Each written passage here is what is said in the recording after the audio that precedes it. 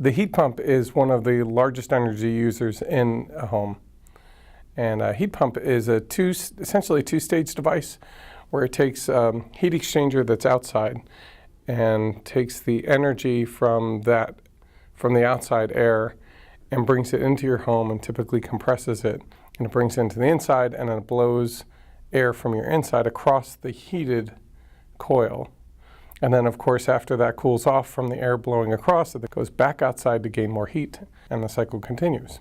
Heat pumps are not super efficient when they get down towards like 40 degree and below weather. So in this area where we typically don't hit 40 degrees for very long, they are incredibly efficient, and they're one of the best heating sources that you can have in this area. When you get, let's say, north of Maryland and that area where it dips down below 40 degrees or 32 degrees, for long periods of time, it becomes incredibly inefficient, and they need to use alternate heating sources during that time. In most heat pumps is built in a secondary heating device called an auxiliary heating device, which is essentially a toaster oven sitting in front of where your condenser coils or heat exchanging coils that are inside your house, where the fan blows across it and that brings your heat into the home. Instead of that, it uses the toaster oven coils and heats the air that way, and basically blows air across the toaster oven coils. Well, those use a lot of electricity.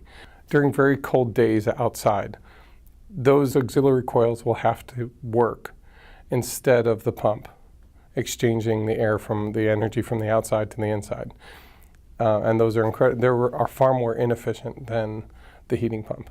The heating coils use up to 3 times as much energy as the normal pumping system.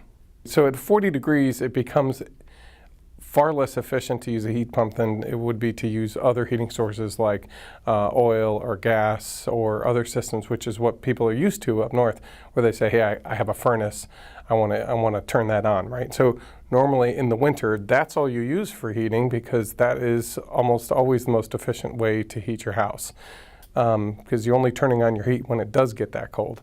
Here, it rarely gets that cold, but it gets cold enough where you want a little extra heat. That's what a heat pump is great for. And it works very efficiently in this area, again, except when it starts approaching 40 degrees and below.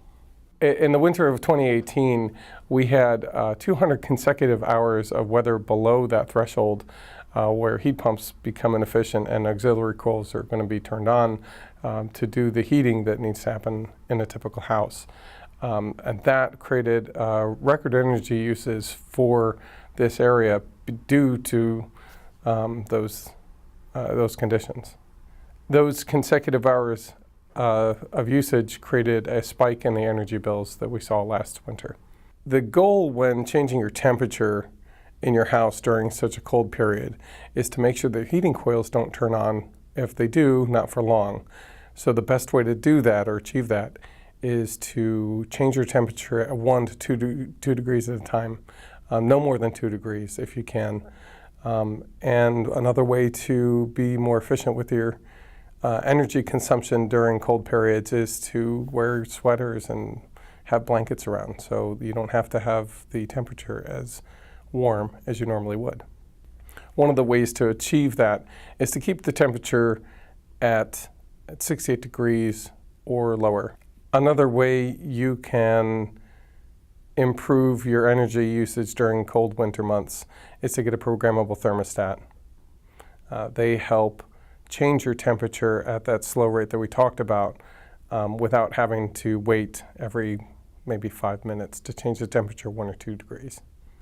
If you'd like more tips like these, please visit Fayetteville Public Works Commission's website, or you can call the customer service number, and I'm sure they can help you out.